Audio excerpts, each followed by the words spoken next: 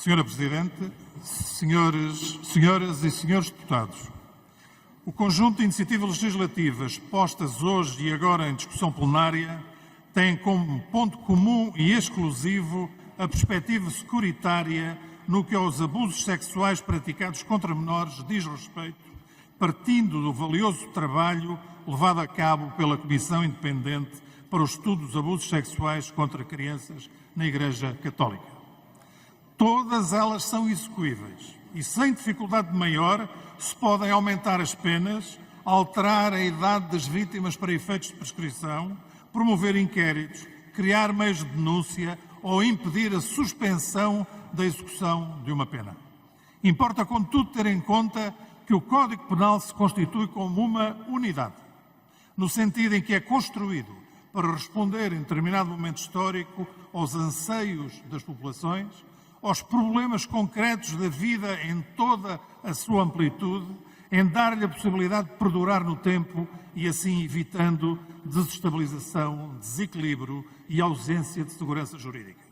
O cidadão deve ter uma relação com as suas leis penais de modo a não ser surpreendido, ou seja, de modo a que tenha uma ideia do que lhe possa acontecer se levar a cabo determinada conduta que ele sabe poder constituir um crime e evitar vir a ser punido com uma pena inesperada ou desproporcionada. Não resulta daquilo que acabo de dizer que Código Penal aprovado, Código Penal para sempre. Bem sabemos de muitas alterações penais produzidas por iniciativas de várias origens, através do órgão próprio e que é esta Casa, e principalmente feitas após reflexão profunda acerca das alterações propostas, da sua real necessidade, da técnica legística mais adequada e do momento mais certeiro para a sua entrada em vigor. E toda esta transformação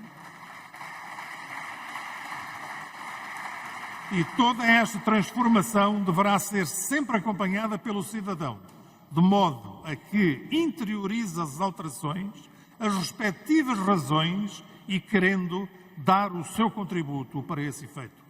À semelhança do equilíbrio sempre instável entre a liberdade e a segurança, a alteração dos principais códigos deve saber esperar pelo momento mais adequado para a sua alteração, e que é aquele que responde à aceitação dos respectivos destinatários, que somos todos nós. Ou seja, é necessário fazer o equilíbrio entre o tempo de vigência daquilo que se pretende alterar e o tempo de entrada em vigor das alterações que se pretendem introduzir. Estas são as regras do sistema penal num mundo democrático. Citando o Dr. Laborinho Lúcido, figura maior da Justiça, e passo a citar, o Estado de Direito é um Estado com mãos largas, que deixa fugir por entre os dedos várias situações que gostaríamos de ver punidas, mas que não podemos. Porque há regras e a alternativa a isto é muitíssimo pior.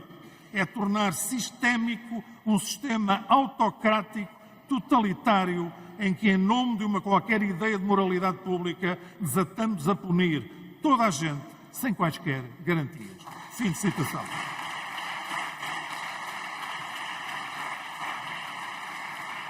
Senhora Presidente, senhoras e senhores deputados, não podendo deixar de ser dito, a Igreja Católica, apesar de várias reportagens nos média, declarações por vezes caóticas e contraditórias de alguns dos seus bispos e do apelo papal do sentido da tolerância zero no que respeita a abusos sexuais praticados contra menores no seu âmbito, só recentemente decidiu constituir a Comissão Independente para o Estudo de Abusos Sexuais contra Crianças na Igreja Católica. Mais valente tarde que nunca, foi a mesma constituída formalmente, integrando figuras da nossa sociedade, representando o melhor que temos em saber, seriedade e credibilidade. Apesar disso, continuaram a ouvir-se comentários acerca da velha fama das comissões, nomeadamente que tarde ou nunca os seus trabalhos acabariam e que já ninguém se recordará das razões que levaram ao seu tardio resultado. Com esta comissão, e repito, criada por iniciativa da Igreja, aconteceu precisamente o contrário. O prazo proposto de 1 ano foi, de facto, de 1 ano. As diligências levadas a cabo foram de enorme profundidade e os resultados obtidos estão fundamentados com o maior cuidado. O seu trabalho foi aplaudido por todos os setores do país, incluindo a própria Igreja. A expectativa acerca do que fazer com esses resultados era e é grande. Esta é uma oportunidade que todos, e principalmente a hierarquia da Igreja, terá a obrigação de agarrar com veemência, tomando medidas claras e fortes no sentido de ser percebida a existência de vontade real para apoiar as vítimas, de começar a afastar os agressores e, assim, fazendo mudar a imagem da Igreja, de modo a recuperar a confiança, o prestígio e o respeito à Igreja e aos seus membros. A Comissão deu conta ao Ministério Público das situações em que detectou indícios consistentes de natureza criminal, reuniu com os membros do Governo competentes em razão da matéria e entregou e conversou com a Igreja, dando-lhe conta do conteúdo do relatório final da Comissão. A Igreja, infelizmente, manteve-se silenciosa, transmitindo a ideia de que provavelmente nada faria. Bem sabemos que nem ela, nem a Comissão são tribunais, mas todos sabemos que existem comportamentos que devem ser objeto de medidas preventivas por parte das instituições onde aconteceram estes acontecimentos. Os factos em causa, crimes sexuais contra menores, são suficientemente graves para exigir uma resposta assertiva, determinada e eficaz. Tal não sucedeu, ou tal ainda não sucedeu. Este é o momento da Igreja. Este é o momento da Igreja Católica. Momento em que a sua hierarquia deverá ter o aconselhamento dos seus melhores, momento em que deve tomar medidas como sinais de que os comportamentos de abuso a crianças devem, como diz o Papa Francisco, ser objeto de grande transparência na sua vigilância e de tolerância zero na sua reparação e castigo. Acreditamos que assim venha a acontecer. Se assim não for, é porque a Igreja Católica não percebeu ainda o risco que corre pela não adaptação aos novos tempos, nos quais, deste modo, não conseguirá repetir o que de bom deu à cultura ocidental, designadamente em termos de identidade e valores, por não ter querido repensar a distorção comportamental causada de modo próprio a esses valores. Por isso, é urgente a ação. E a ação passa pelo exemplo e este pela exigência de começar a castigar os agressores. Primeiro, afastando-os através de medidas administrativas cautelares. Depois, e com celeridade, iniciar o respectivo processo com o óbvio exercício do contraditório. A hierarquia da Igreja Católica não pode deixar-se paralisar por divisões internas, fazendo o seu povo assistir a declarações contraditórias e divergentes dos seus bispos e, assim, contribuindo ela própria para a desvalorização do trabalho competentemente realizado pela Comissão que ela própria criou.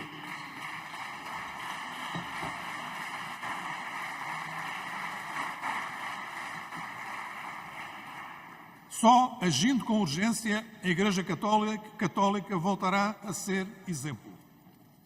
E exemplo também para instituições sociais, associações ligadas ao apoio às crianças e aos jovens, aos espaços fechados, designadamente lares, hospitais psiquiátricos ou estabelecimentos prisioneiros. Não podendo deixar de se falar na família, uma vez que é no seu seio que ocorre a maioria dos abusos de natureza sexual. E que a sociedade sempre silenciou em nome de razões incompreensíveis e com consequências nefastas e muitas vezes irreversíveis.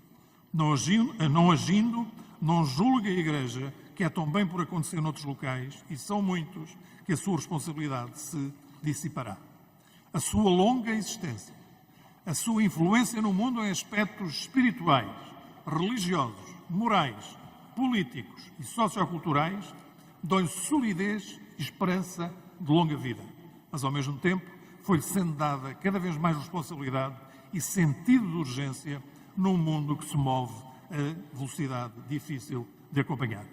Terminando, entre ontem e hoje surgiram alguns avanços positivos, mas ainda notoriamente insuficientes. Deve, por isso, a hierarquia da Igreja, por tudo o que fica dito, assumir as suas responsabilidades, com equilíbrio e urgência, sob pena de não fazendo, desiludir os seus crentes e afastar os que nela se abrigam nos momentos mais difíceis das suas vidas. Muito obrigado.